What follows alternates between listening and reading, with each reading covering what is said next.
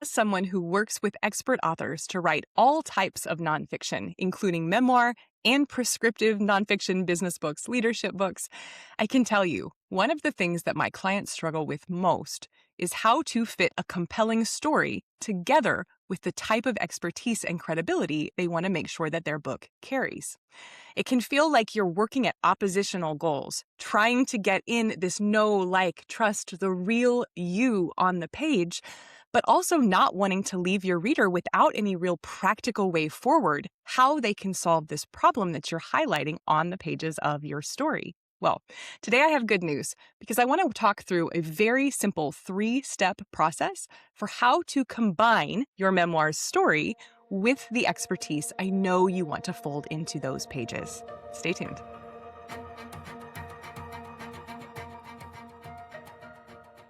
I'm Dr. Amanda Nell Edgar, the founder of Page and Podium Press. Every expert author's book is unique, and one of the things that we in the book industry are called to do is to draw out that uniqueness and meet every author where they are.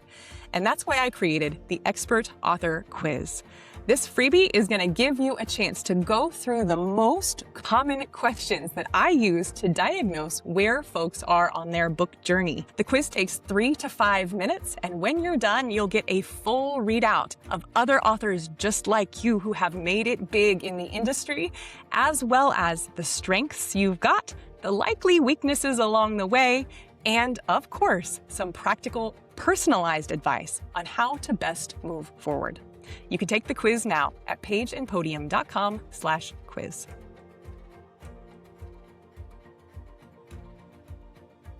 When you're trying to write your first book, just getting the words on the page can sometimes seem like too tall of an order. How on earth do we string together 50 or 60 or 100,000 words to get that book to be the expectation that your reader has? There is so much pressure just to meet the bare minimum of what a book is, let alone create that excellent book that I know you have in mind. And oftentimes I find that folks get really frustrated and feel as though they have to pick kind of a simpler version of their book to be able to accomplish it. Now, I'm talking here specifically about what I call a hybrid memoir. Now, a hybrid memoir combines the more traditional format of a memoir, meaning it is a slice of your life told in a single book, with a more prescriptive nonfiction approach, where not only are we getting that story, but we're also getting some of the nuggets of wisdom that you gathered through living that story, and then, of course, through coming back and analyzing it later. But I find that those often feel like two different book projects to folks. And I find that often folks will flip-flop between wanting to write a memoir, wanting to write a more traditional leadership, business book, self-help style of book. And there really is no reason to choose. I have, in fact, built my whole career on helping people to combine these two purposes of their book to both tell a really engaging story, ideally a story that reads like fiction that your reader won't be able to put down, but also to use that story to teach, to use that story to spread your mission, to use that story, yes, this is not selfish, to get more leverage for yourself, to get in front of bigger audiences, to speak and get paid what you deserve to get paid for it, to bring in more clients who are so excited to work with you. All of the things that books can bring you can come from either prescriptive nonfiction or a memoir. We just have to know how to do either of those strategically. So as I said in the teaser, today I want to really break down a 3-step process, 1, 2, 3, that's going to get you through structuring that narrative, but also weaving in some of these expert ideas that I know you really want to showcase and highlight. Really make sure that you can pull out for those book talks, for those keynote addresses, and of course, to teach your reader. So without further ado, let me get into it. Now, the first step is to structure your narrative. Now, this I know can be easier said than done, but I want to give you just a very, very simple way to do that today. And then I'll point you to some resources if you'd like to complicate that a bit. If you'd really, feel like you need a little bit more support, I've got that coming. But let me kind of just first go through quickly what the process of this part is. Now, when we're trying to structure your narrative into something that will be satisfying and rewarding for readers, the main things that we're looking for is that the character, you, is pinched at the correct time. By pinched, I mean kind of pushed, shoved, forced, moved around in a way that feels really exciting for the reader. Now, I'm just going to go through a few of the 7 steps that we have in our 7-step process at Page and Podium, because it's going to be enough to get you started for what we're doing here today. The first thing you're going to need to do is dump out all of the ideas that you have. What are all of the stories that you think you might incorporate? You're going to be looking here probably for some backstory stuff. This can be childhood, young adulthood, but mostly we're looking for what were the stages of your life that happened within your particular topic. Now, if we are writing about something, say, like adopting a child, then we want to pick a point around the time of that adoption, around the time probably that you got the idea to adopt, and we're going to move through the end of that adoption. Now, when we think about in that case, what we might have to pull for stories, well, you're simply looking for the stories that happened between that first idea and once the adoption was complete. If we're thinking more of something a traditional career type memoir, we might want to start with entering the workforce, or we might want to start with actually entering the industry that you're writing about. And then we're moving forward until either the end of that story, that can be, leaving the position, getting promoted, doing something different, or it can be some fairly arbitrary end that has to do with where we are right now. And again, in that example, we are looking for the stories that make up the progression from the beginning point of when something changed that led you on that path to the end point of wherever you have resolved the crisis or the idea or the pathway that you were working on in this particular topic. Either way, we're going to need to jot down all of the stories that take us from the beginning point that you have chosen for your memoir to the end point. Now, I know, let me add a caveat here, that a lot of folks really struggle with the beginning and the end point. This is, again, something I've got some more resources for you once we get through kind of a base level overview here of the process. But effectively, you'll first want to jot down all those stories. You're then going to look through those stories and look for the points that were the really climactic points. What are the points in that story where you really learned something, where you were really squeezed, you had to make a decision? What are the points where you did make a decision, but it wasn't maybe exactly what you would do now? These are the kinds we're looking for, and we're looking to plug in kind of exciting, kind of pivotal points like that at every quarter of the memoir. So about 25% of the way through, about 50% of the way through, and about 75% of the way through.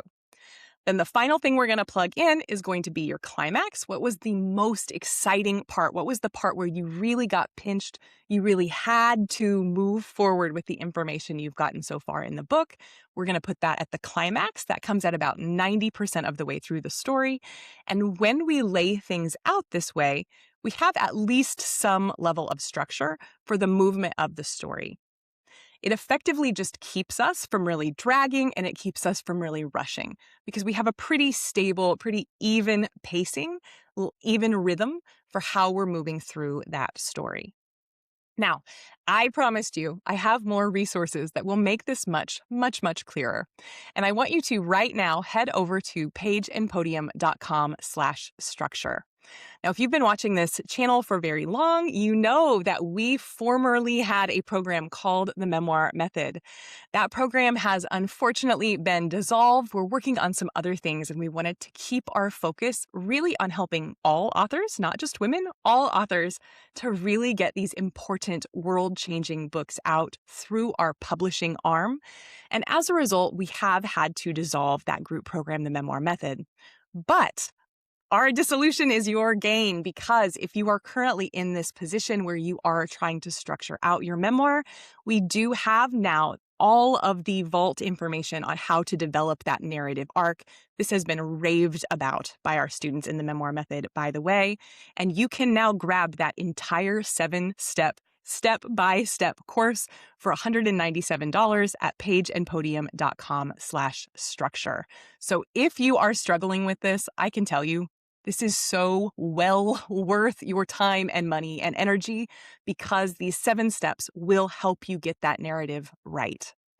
I have also talked elsewhere on this channel, not with as much specificity, not with the worksheets and the brainstorming and the specific tutorial videos, but with more specificity than I'm going to do here, elsewhere on this channel, on our blog, pageandpodium.com/blog, etc.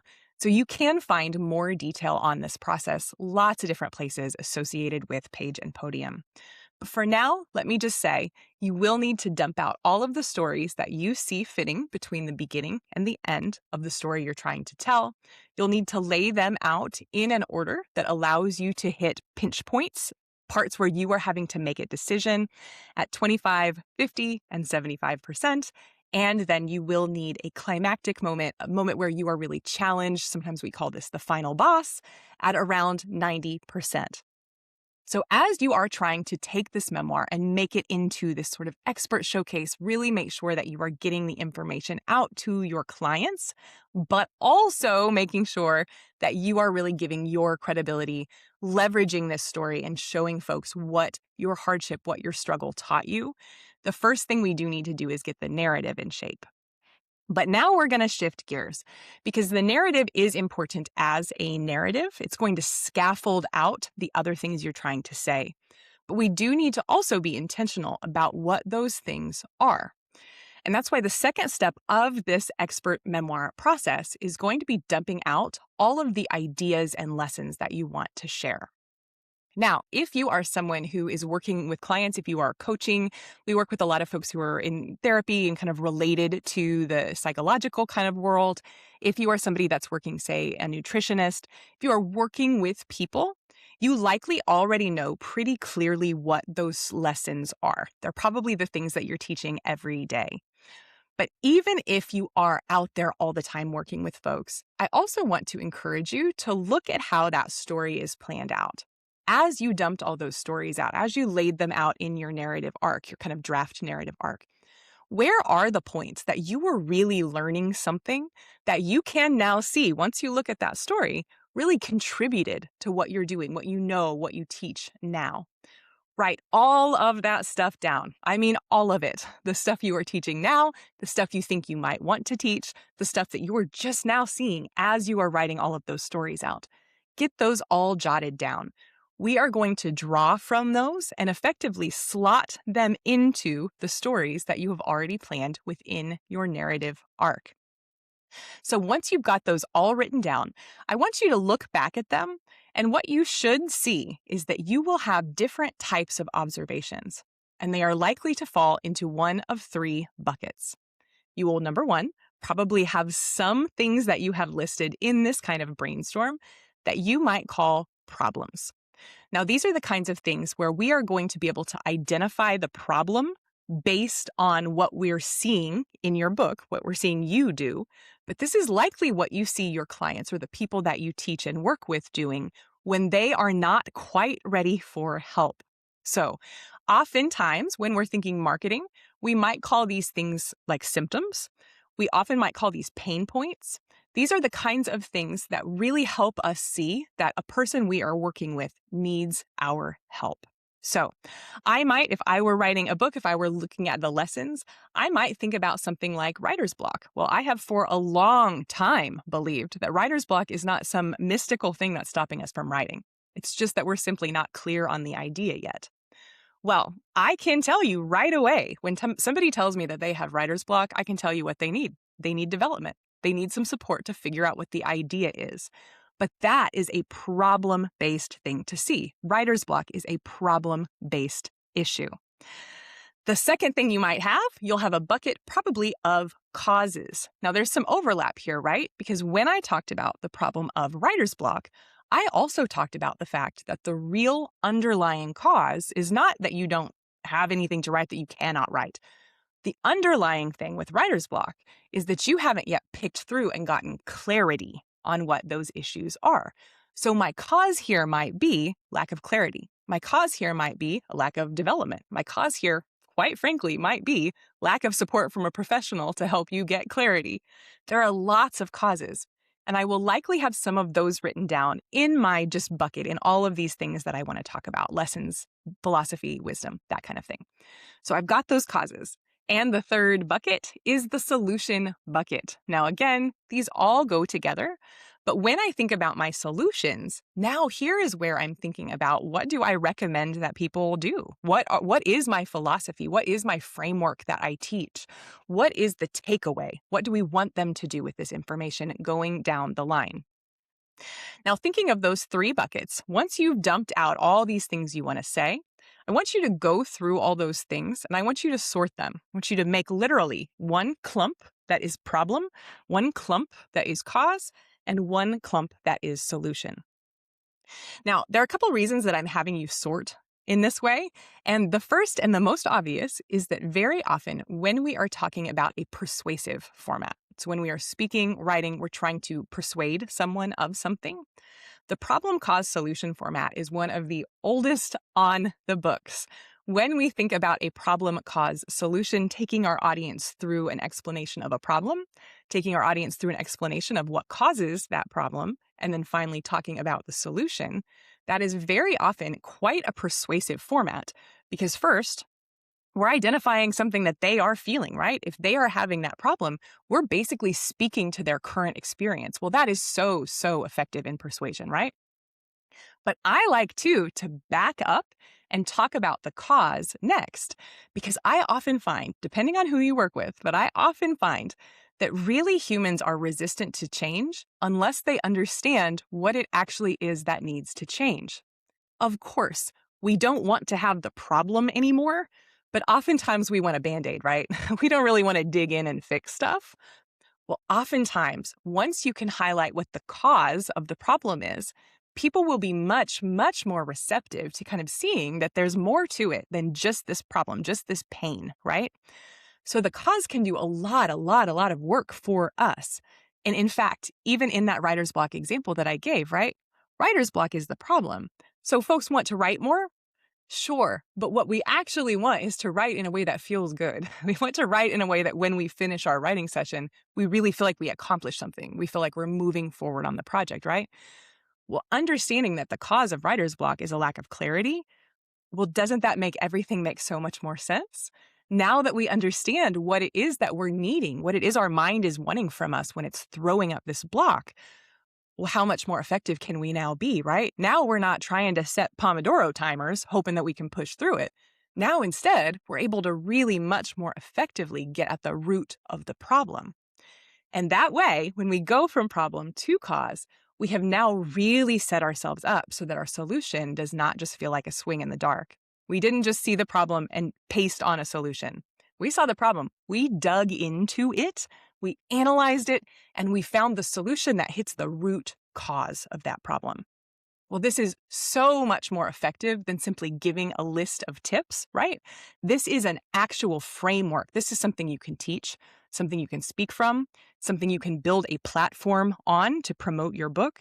This is something that is infinitely useful to have all of this stuff laid out and broken into these buckets. So, the second step that I want you to take is I want you to jot down all of the lessons, all the philosophies, all the wisdom, all the things that you teach, that you want to teach, that you think about, that you want to speak about, that you want to share about online. All those things. Dump them out, a word or two each, and break them into your buckets of problem, cause, and solution. And the third step in this process, now, of course, we're going to combine them. But the good news is, because you have sorted each set of items, your stories into a narrative, and your ideas into buckets of problem, cause, solution, we can now pretty easily simply superimpose them. When we think about a narrative arc, oftentimes the first quarter or so is you, in a memoir, you, the protagonist, moving through a really bad time. This is often really aligned with what the problem is because we are seeing you as readers work through this hardest hard time that led you to where you are now, right? Well, guess what gets mapped onto those stories? It's your problem pieces. So now what we're going to do is we're going to compare about the first quarter. You might end up to a third, even a half sometimes. But at this point, you're going to be mapping out where do each of those problem analyses go? Which stories best lead into this particular problem analyses? Which moment in your story really best, most easily, most naturally links with this problem point that you're wanting to make? Slot those in, make yourself an outline in that way so that you know exactly what stories go where, and then also what philosophy goes along with it. And from there, we're simply continuing this process. You're going to do the exact same thing with all of your cause factors, mapping those onto those middle point stories, those middle point moments in your life, where often in the narrative, you are starting to figure out what was happening. You're starting to figure out in yourself as a character in that book, why was I having those problems? You're starting to experiment, you're starting to learn. Well, this is the point where some of those realizations about cause are going to slot in so beautifully.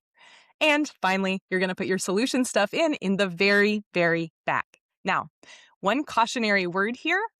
Oftentimes, I find that when folks get to the solution, they will drop off almost entirely from the story aspect. Y'all, this is a mistake. We instead need to see you struggle to implement the solution. What often happens in a narrative like this is that around 75% of the way, you will have what we at Page and Podium call the epiphany. And what that means is you have come to the point where you have suffered enough that you can finally see what you need to do. But seeing what you need to do is not the same thing as doing it. And oftentimes, from 75% through the end of your book, we are just seeing you gather the courage, gather the support, gather the resources. We're seeing you assemble the team, it's quite often called in storytelling structure, to get things together to meet that final boss in your climax. Well, what better place to teach your audience what they need to do than by showing them what it looked like when you needed to do it and actually had to do it for the first time?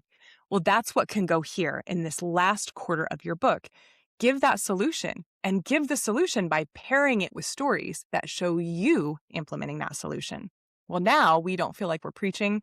We don't feel like we've just created a 200-page ad for your company. Instead, we are effectively teaching. We are effectively sharing your mission.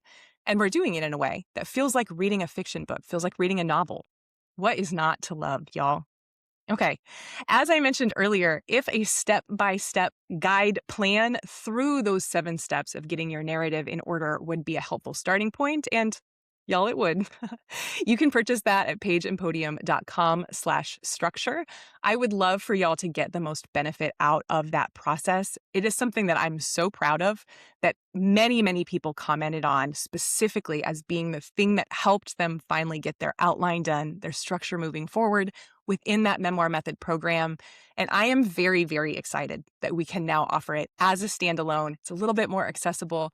You can work through at your own pace, and you still have really, really in-depth tutorials, very similar to these videos if you like them, along with worksheets, along with brainstorming things, all of the things that you need to get that outline done. So if that would be helpful, head over to pageandpodium.com/structure. You can grab your copy, get started on that right away, and let me know how your book goes. I'm so excited for you to combine this story with all of the wisdom and philosophy you have picked up along the way. It's my favorite type of book to read. It is my favorite type of book to publish, and I would love to hear from you when you are done about how it went. Happy writing.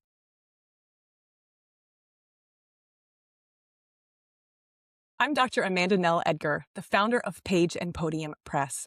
Every expert author's book is unique, and one of the things that we in the book industry are called to do is to draw out that uniqueness and meet every author where they are.